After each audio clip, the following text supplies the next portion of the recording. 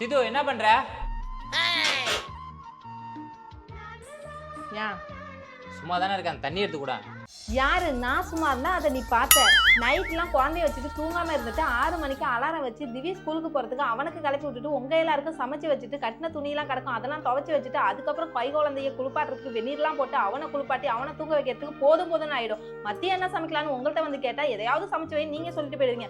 எதையாவது நான் சமைச்சு வச்சுட்டு அதுக்கப்புறம் தூங்க போலான்னு பார்த்தா அதுக்கப்புறம் அவன் எழுந்திரிச்சுவான். அவன் எழுந்திரிச்சவனை சமாதானப்படுத்தி தூங்கலான்னு பார்த்தா டீ போடலையான்னு கேட்பீங்க. டீ போட்டு கொடுத்துட்டு காஞ்சி துணியெல்லாம் பனி இறங்கிடுமே நனைஞ்சிருமேன்னு அதை எடுத்து வந்து மடிச்சு வச்சுட்டு நைட்டு சமைச்சிட்டு அதுக்கப்புறம் எல்லா வேலையும் முடிச்சுட்டு நான் வந்து படுக்கிறதுக்கு 10 மணி ஆனா கை குழந்தை அப்பதான் முழிப்பான்.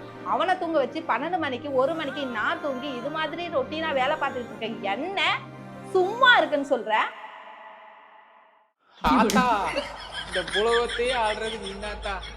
நான் சும்மா தான் இருக்கேன், நானே எடுத்து குடிச்சுக்கிறேன் தான்.